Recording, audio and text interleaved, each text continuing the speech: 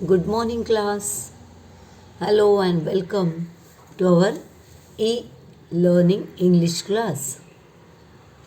Today is Wednesday and the date today is the 16th of February 2022.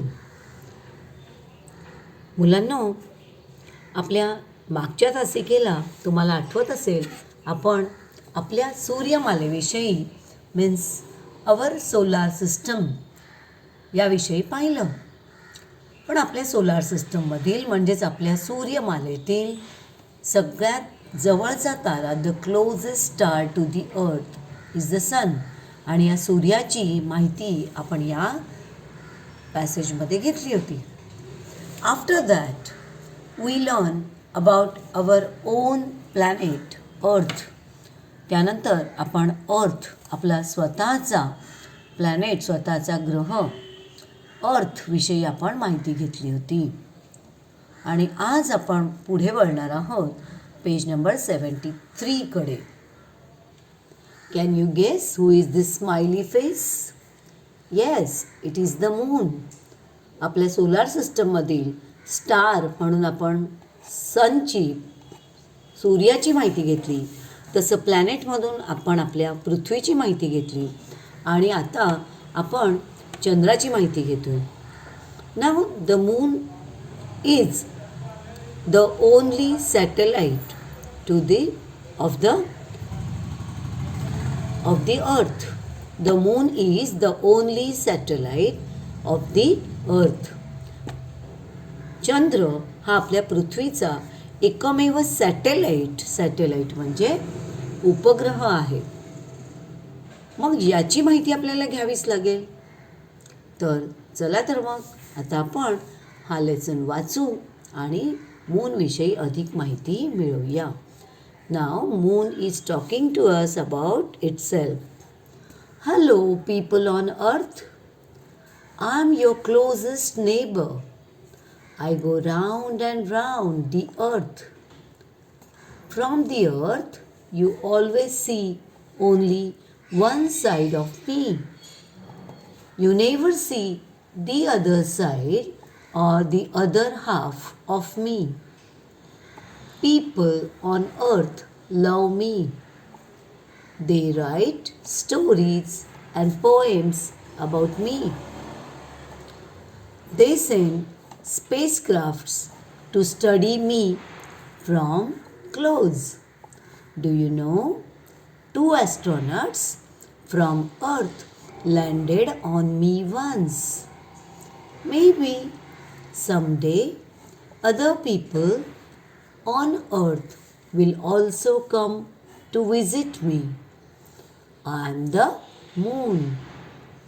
आपल्याशी पृथ्वीचा एकमेव एकुलता एक असा उपग्रह ज्याला आपण इंग्लिशमध्ये सॅटेलाइट म्हणतो त्याची आपण माहिती घेतोय. तो आपल्याशी बोलतोय. आपल्याला सगळ्यांना पृथ्वीवासियांना पृथ्वीवरील लोकांना त्याने हॅलो म्हटलं आहे आणि आता तो स्वतःची माहिती देतोय. He says I am your closest neighbour. Close म्हणजे जवळचा. जसं क्लोज म्हणजे बंद असतं तसं क्लोज फ्रेंड आपण म्हणतो की नाही. फ्रेंड कसा तर क्लोज फ्रेंड म्हणजे अगदी जवळचा मित्र. तसं क्लोज म्हणजे जवळचा. Close, closure, closest. मी तुमचा सर्वात जवळचा. क्लोजेस्टचा अर्थ होतो सर्वात जवळचा, सर्वाधिक जवळचा असा मी तुमचा नेबर आहे. नेबर म्हणजे शेजारी. कारण चंद्र हा पृथ्वीला सूर्यापेक्षा किंवा इतर प्लॅनेट्स किंवा स्टार्सपेक्षा खूप जवळचं आहे आणि म्हणूनच माणूस चंद्रावर देखील जाऊन आलेला आहे. हा पृथ्वीचा सॅटेलाइट असल्यामुळे तो पृथ्वीच्या जवळ आहे आणि तो पृथ्वीच्या भोवती फिरत असतो. तो सांगतो की मी तुमचा एकमेव असा क्लोजेस्ट नेबर आहे, सर्वाधिक जवळचा असा शेजारी आहे. I go round and round the earth. पृथ्वीच्या भोवती मी गोल गोल फेऱ्या मारत असतो. बाळांनो, मागच्या वेळेला मी तुम्हाला सांगितल्याप्रमाणे आपली पृथ्वी सूर्याभोवती फेऱ्या मारते आणि चंद्र पृथ्वीभोवती फेऱ्या मारतो. म्हणूनच तो सांगतोय की I go round and round the earth. मी पृथ्वीच्या गोल गोल फिरत असतो. From the Earth you always see only one side of मी.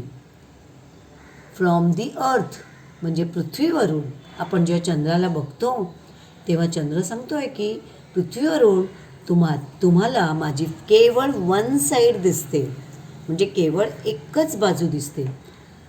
नेहमीच यू ऑलवेज सी, ऑलवेज म्हणजे नेहमीच, पृथ्वीवरून तुम्हाला नेहमीच माझी वन साईड दिसते, एक बाजू दिसते.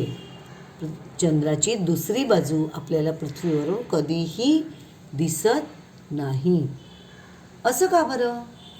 कारण ज्या वेळेला पृथ्वी स्वतःभोवती फिरत असते त्यावेळेला ती त्यावेळेला चंद्र देखील तिच्या भोवती फिरत असतो. त्यामुळे दोघांनाही एकमेकांची केवळ एकच बाजू दिसते. कारण पृथ्वीची एक फेरी स्वतःभोवती पूर्ण होईपर्यंत चंद्राची देखील पृथ्वीभोवतीची फेरी पूर्ण होत असते. चंद्र देखील फिरत असतो. आणि म्हणूनच आपल्याला पृथ्वीवरून, जमिनीवरून, आपल्या ठिकाणाहून चंद्राची नेहमी एक बाजू दिसते. चंद्राची दुसरी बाजू आपण कोणीही अजून पाहिलेली नाही. म्हणूनच तो सांगतोय from the Earth you always see only one side of me. पृथ्वीवरून तुम्हाला नेहमीच माझी केवळ एकच बाजू दिसते. You never see the other side or the other half of me. You never, never हा नकारार्थी शब्द आहे, नो सारखा. नेव्हर म्हणजे कधीच नाही. यू नेव्हर सी, तुम्हाला कधीच दिसत नाही किंवा तुम्ही कधी पाहूच शकत नाही. काय? दी अदर साईड ऑफ मी, माझी दुसरी बाजू तुम्हाला कधीही दिसत नाही. Your other side or the other half of me. Half म्हणजे माझा अर्धा भाग. जो माझा दिसतो तो अर्धा भाग आहे, पण माझी मागची बाजू जी आहे ती तुम्हाला कधीच दिसत नाही. तुम्हाला माझा केवळ अर्धा हा भाग तुम्हाला नेहमी दिसतो. समोरचा जो भाग आहे तोच दिसतो, पाठीमागचा भाग दिसत नाही. असं चंद्र आपल्याला सांगतोय. पीपल ऑन अर्थ लव मी. हे मात्र खरं आहे की आपण पृथ्वीवरचे लोक, आपलं चंद्रावर अतिशय प्रेम आहे. कारण चंद्र आपल्याला अजिबात त्रास देत नाही. त्याचा उजेड जो आहे तो देखील मंद असतो, एकदम शीतल असं त्याचं तेज असतं. त्याच्याकडे आपण उघड्या डोळ्यांनी पाहू शकतो. सूर्यासारखं नाही की त्याच्याकडे पाहायला गेलं की डोळे मिटतात सूर्याकडे पाहायला गेलं, पण चंद्राचं तसं नाही. त्यामुळे चंद्र आपला खूप जवळचा असा मित्र आहे. म्हणून तो सांगतोय की पीपल ऑन अर्थ लव मी. मग पृथ्वीवरचे लोक माझ्यावर खूप प्रेम करतात. They write stories and poems about me. किती प्रेम करतात? तर ते माझ्याबद्दल खूप काही लिहितात. They write stories and poems about me. पृथ्वीवरचे लोक माझ्यावर एवढं प्रेम करतात की ते माझ्याबद्दल कहाण्या लिहितात, गोष्टी लिहितात, कविता लिहितात. They send space crafts. Space म्हणजे अवकाश आणि स्पेस क्राफ्ट्स म्हणजे अवकाशयान. आपण बघतो की नाही, पृथ्वीवरून चंद्रावर, अवकाशामध्ये वेगवेगळे स्पेसक्राफ्ट सोडलेले आहेत. आपण त्याला रॉकेट म्हणतो, पण ॲक्च्युली त्याचं खरं नाव आहे स्पेसक्राफ्ट. ते अवकाशात जातं, वरील पोकळीत जातं किंवा चंद्रावर देखील उतरलेलं आहे हे आपलं अवकाशयान. म्हणूनच they send spacecraft. They send म्हणजे ते अवकाशयानं पाठवतात. कोण? पृथ्वीवरचे लोक.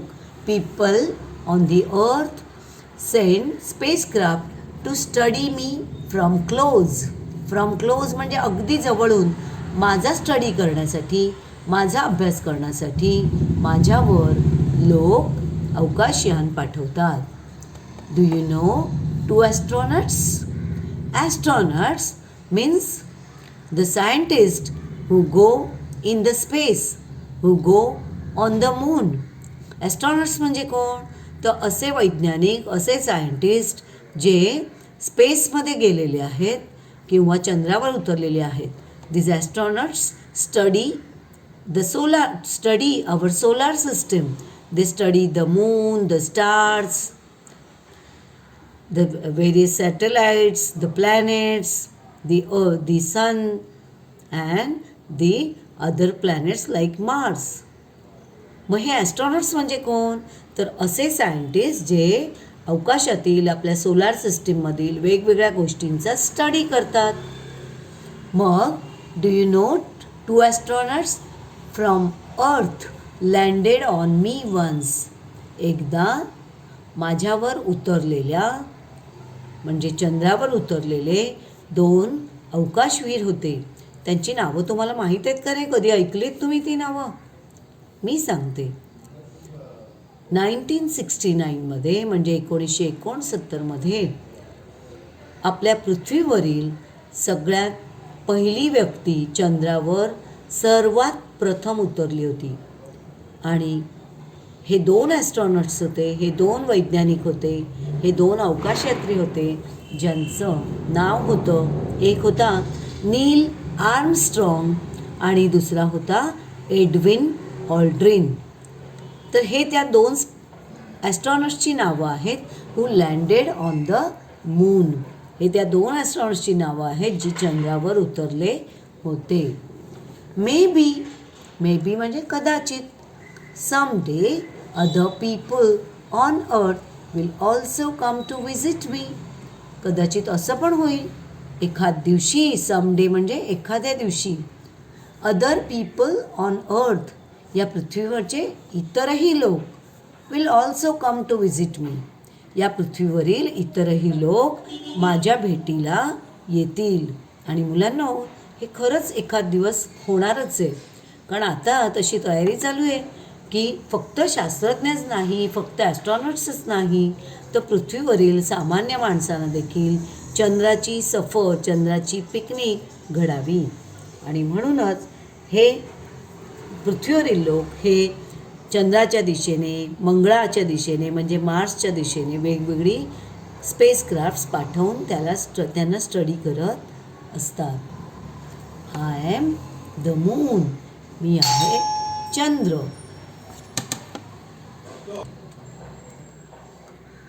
तर आय होप तुम्हाला हा पॅसेज मूनविषयीच्या माहितीचा नक्कीच समजला असेल, त्याचा अर्थ कळला असेल.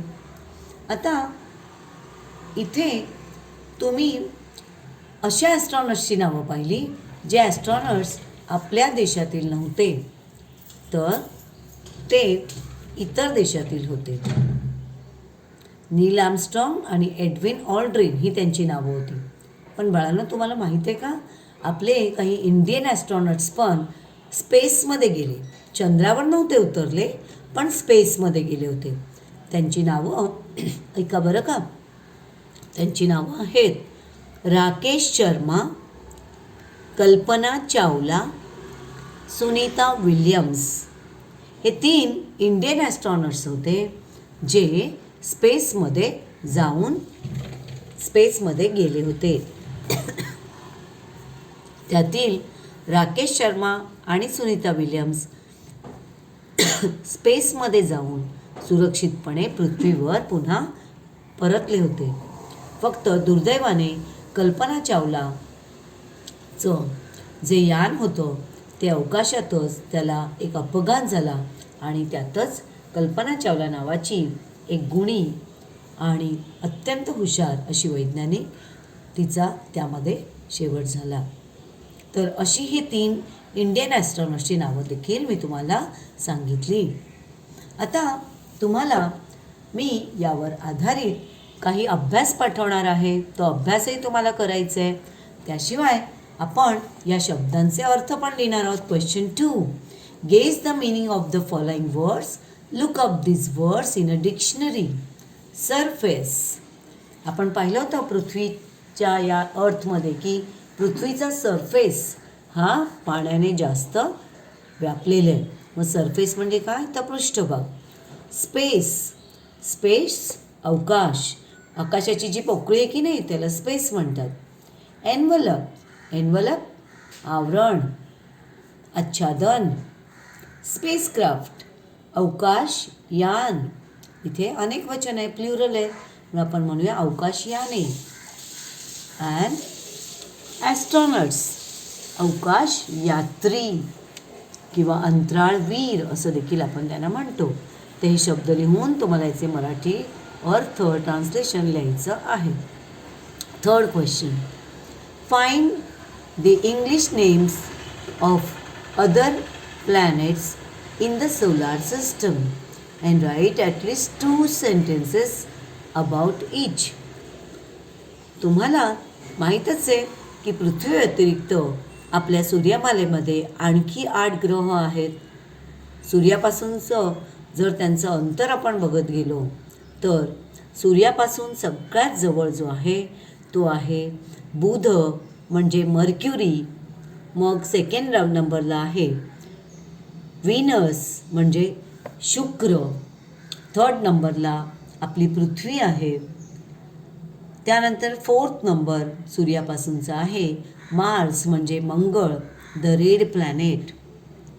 देन मार्स नंतर the biggest planet in our solar system is Jupiter.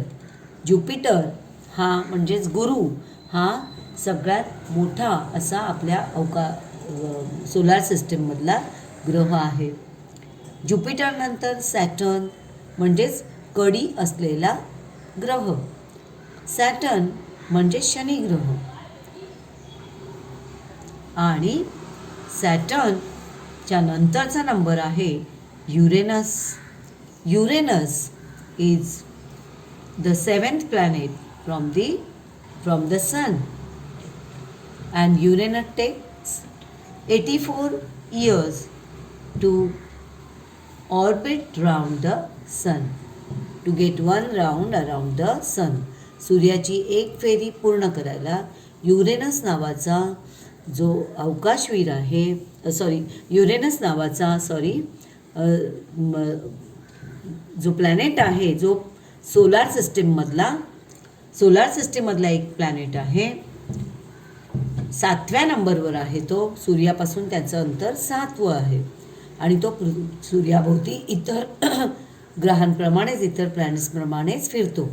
जसं पृथ्वी हा प्लॅनेट सूर्याभोवती फिरतो तसे इतरही प्लॅनेट्स फिरतात.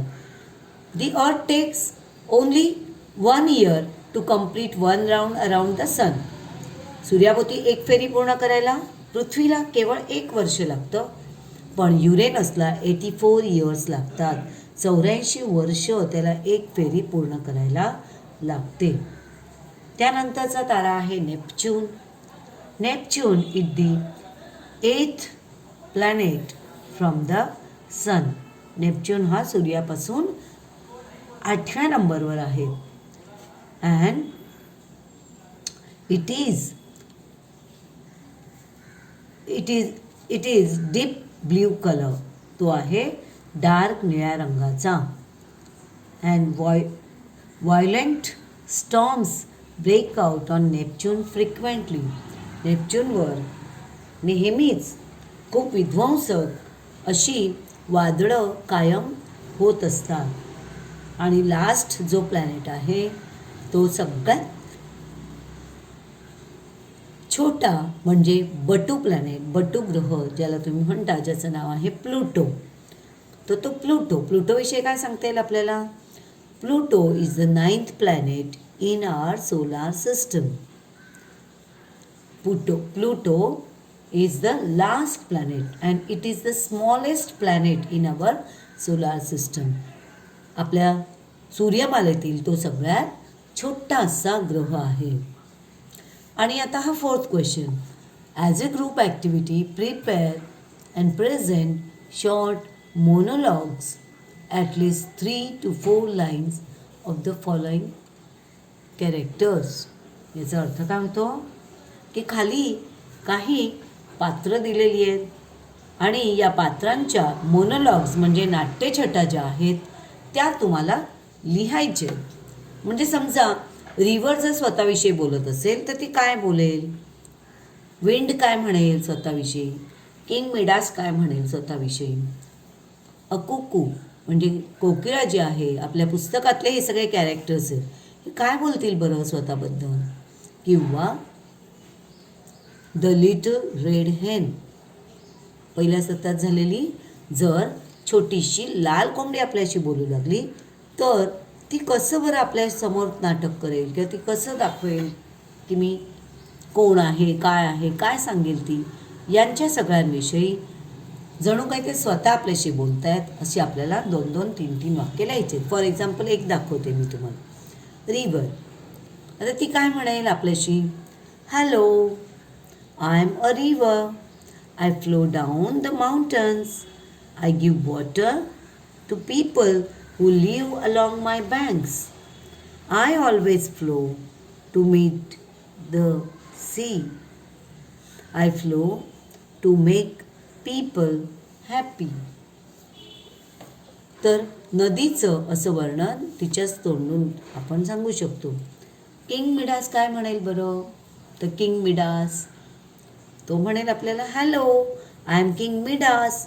I have gold and I love gold very much. I had a lot of gold but I wanted more gold. A stranger gave me the golden touch. Everything I touched would turn to gold. I touched everything in my bedroom, in the garden, and turned to gold. I became very unhappy. How foolish and greedy I was. Now, when the golden touch has gone, I am so happy and I love my daughter, princess marigold. तर king मिडा स्वतःची अशी माहिती देईल. तर बाळांनो, मला असं वाटतं की तुम्हाला हा शेवटचा राहिलेला परिच्छेद आणि त्याखाली दिलेला पाठासंबंधीचा भाग समजला असेल. तो तुम्हाला आता लिहून पाठवायचा आहे. मी तुम्हाला अभ्यासाचे फोटो पाठवते. त्याप्रमाणे जर अभ्यास तुमचा राहून गेला असेल तर तो अभ्यास तुम्ही ते फोटो पाहून कंप्लीट करायचा आहे. So take care, good bye, take care and stay at home.